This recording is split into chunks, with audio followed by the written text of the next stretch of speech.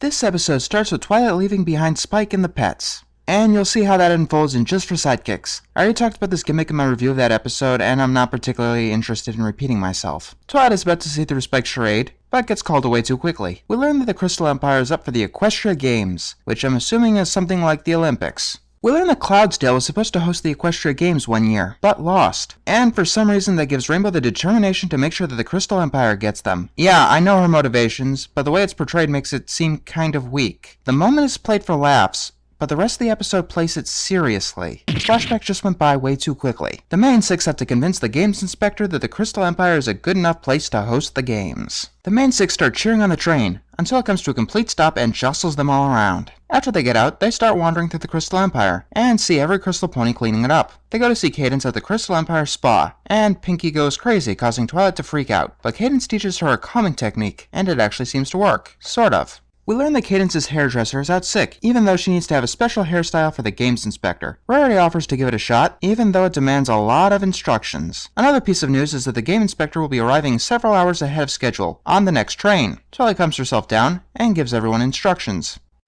Every pony just be on the lookout for the pony with the flower print luggage. That's the best detail you could include. Not her eye color, what type of pony she is, her fur color, her mane style, just her type of luggage. Are you Miss Harshwinny? Well, he's got a flower print luggage. He must be Miss Harshwinny. I know that example seems a little extreme, but the main six are lacking on quite a bit of intelligence in this episode. Rainbow convinces them that since Miss Harshwinny has a reputation of throwing tests at welcoming committees, they should just roll with whatever's going on. Then they walk up to a pony with a flower print luggage. Well, I know you're not expecting us, but we're here to personally welcome you to the Crystal Empire. Yeah, they never ask what her name is until the end. They just assume that she's Miss Harshwinny, when she's so clearly not. And they offer to be her welcoming committee, making her pretty excited for it. Then they go off to the Eiffel Tower, while the real Miss Harshwinny arrives at the train station. And she seems to be expecting someone, despite Twilight just mentioning that Miss Harshwinny wasn't expecting anyone. You know what? It's a nitpick, not important. We cut to Rarity, who's having trouble fixing Cadence's mane. A lot of trouble. Then we cut back to the imposter, This has been another pointless moment. who seems to have some kind of claustrophobia. The main six think it's a trick, and force her to sit down. Since we're not even from here ourselves, who better than us to let you know just how welcoming this place can be? I think that's the problem with this episode. Someone please tell me how that makes sense, in the slightest. The main six have a cheer routine, and yeah, it's pretty impressive. But after the cheer routine, we get the most forced scene of the episode. That's fantastic! Princess Cadence would be so glad to hear that. I'm surprised she knows anything about me at all. Of course she does.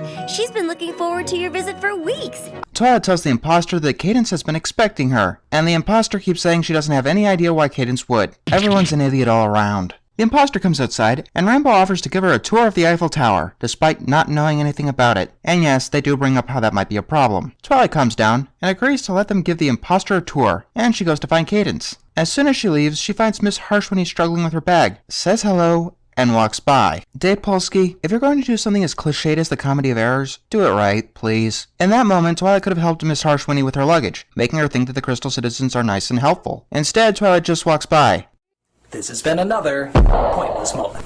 Twilight checks up on Rarity, and she does get a pretty good moment to shine. The remaining main six are acting like idiots, and Pinkie is literally making faces. Is that in character? Maybe. Either way, it's not really funny. Twilight believes that the imposter is getting bored when it's clear that she's getting claustrophobic. Needing help, Twilight goes to find Shining Armor, while the rest of the main six continue giving her the tour of the Eiffel Tower that they know nothing about.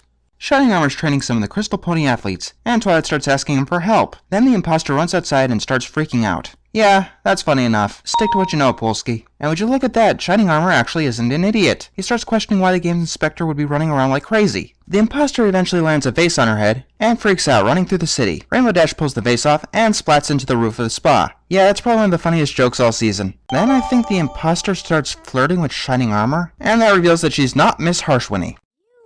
Are Miss Harshwinny, the Equestria Games Inspector? You know, when I meet new people, their name is usually the first thing I ask, not the last. No, she's not Miss Harshwinny. And Twilight starts hyperventilating her calming technique, which, yes, is pretty funny. The main six go looking for the real Games Inspector, and Pinkie suggests that they check the spa through her own Pinkie way. And that's just where she happens to be. In fact, she's talking to the imposter and hearing how wonderful her time at the Crystal Empire's been. When Miss Harshwinny learns the Cadence is also at the spa, she blows up at her, and then Rainbow admits their mistakes, and even offers to take the blame. Then we hear that Miss Harshwinny likes how the imposter was treated, and the plot unravels in a convoluted mess that I'm not even going to try to untangle. Miss Harshwinny said that she hated welcomes and wanted the inside scoop, and she got it. But it was only when the imposter got an apparently unbiased appraisal did she give the Crystal Empire the Equestria Games. Yep, they got the Equestria Games, which everyone is expecting in Season 4. The humor is great, but the plot sucks. No, really, that's entirely what this episode amounts to. Some of the best jokes this season, but probably the worst plot. Luckily for this episode's sake that everyone is reasonably in character. Compared to Just for Sidekicks, this episode has better moments, but it's a worse overall product. But let's be honest here, you don't really care,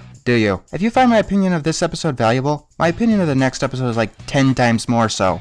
I actually think that this episode was designed to have nothing really to talk about, and to be as average as possible. If you don't recall, just after the release of Just for Sidekicks, Alicorn Twilight was revealed, and everyone was going crazy over it. If this episode was another party of one, then it probably would have gotten overshadowed. But if it was another mystery on the Friendship Express, it probably would have added fuel to the fire. I'm halfway certain that no one really cares about this episode, but it's not like Apple Family Reunion where that was an unintentional effect. Whether you like this episode or you don't, the next episode is much more important. This episode was just made to tide us over. Speaking of which,